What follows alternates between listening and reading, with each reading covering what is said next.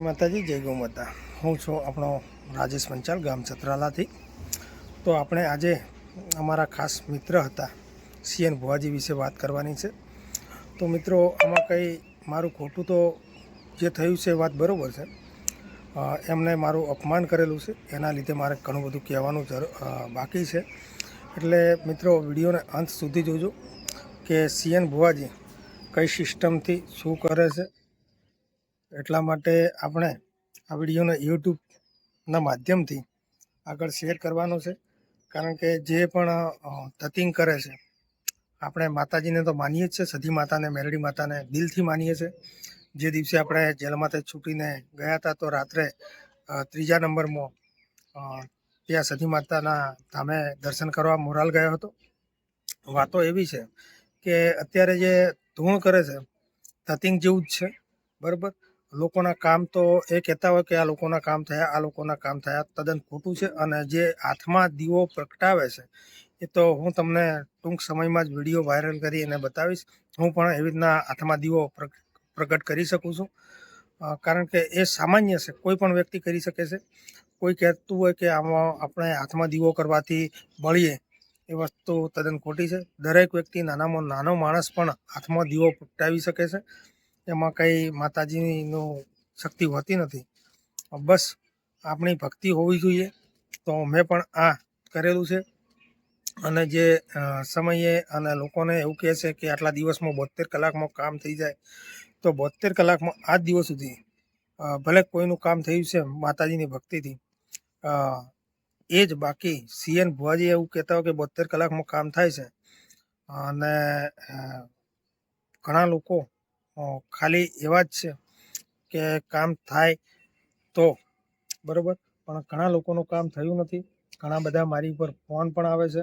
તો હું તો ચોખ્ખું કહું છું કે ભુવાઓ ઘણા બધા હોય છે, સાચા હોય છે, પણ સીએન ભુવાજી જે પણ કૃત્ય કરી રહ્યા છે એ તદ્દન ખોટું છે, બરાબર। એટલે અહીંયા આવતા પહેલાં ઘણો વિચાર કરજો।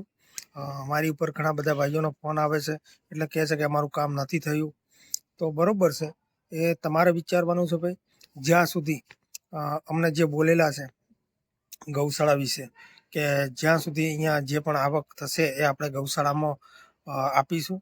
તો એમને 2 થી 3 વાર ગોળને એવું મોકલાવેલું છે। આપણી ના નથી કે આપણને નથી આપ્યું, પણ મને પણ સપોર્ટ કરેલો છે, આપણે ખોટું ન કહેવાય। પણ મને સપોર્ટ ક્યારે કર્યો છે કે એમને જે મારો તબેલો હતો એ પૂરેપૂરો મેં બધું ગાયો ભેંસો વેચીને એમની સાથે ટાઈમ આપતો હતો। મને પહેલાં તો એવું કહેતા કે રાજુભાઈ તમે લેટ આવો છો, એટલે પછી રેગ્યુલર આવવું પડશે। તો હું સવારે વહેલા પબ્લિક જ્યારે આવે છે એની પહેલાં જઈ માતાજીને દીવો બીજો કરતો અને ભક્તિ કરી, અને પછી જ ભુવાજી સીએન ગાદી ઉપર બેસતા। કારણ કે જ્યાં સુધી એમને જમાવટ કરવું હતું ત્યાં સુધી મારી જરૂર હતી। એના પછી પણ એવું બોલેલા હતા કે આપણે ધૂપ ધુવાડાના નામે રૂપિયા લેતા નથી, પણ અત્યારે એકદમ લૂંટી રહ્યા છે। આપણી જોડે પ્રૂફ પણ છે, કારણ કે શરૂઆત કરીએ તો મારા પંચાલ સમાજમાંથી જ એમને રૂપિયા ઘણા લોકોના જોડેથી ખંખેર્યા છે।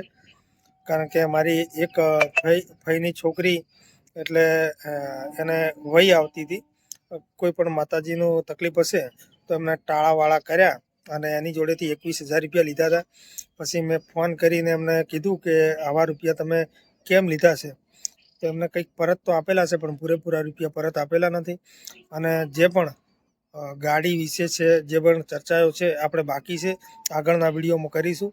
મિત્રો, આ વિડીયોને વધુમાં વધુ શેર કરજો, કારણ કે બીજી વાત એવી છે કે કુટુંબ ભેગું કરતા હોય તો પહેલાં તો આપણે એમના કુટુંબની વાત કરીશું। એમનું કુટુંબ કેટલું ભેગું છે, શું છે, એના વિશે પણ આપણે ચર્ચા કરવાની છે। એટલે ધીમે ધીમે બધી ચર્ચાઓ કરીશું। માતાજીને હું આજે માનું છું, માનતો રહીશ, બરાબર। પણ સીએન ભુવાજી જે પણ કર્યું છે મારા વિશે, જે પણ બોલ્યા છે એ તદ્દન ખોટું બોલ્યા છે, અને મારો મોબાઈલ હેક કરી નાખેલો છે, એ પણ ચર્ચા આપણે કરીશું। દરેક વિડીયોમાં થોડી થોડી ચર્ચા કરીશું। તો અત્યારના વિડીયોમાં આટલું જ। જય માતાજી, જય દ્વારિકાધીશ। વિડીયોને વધુમાં વધુ શેર કરજો।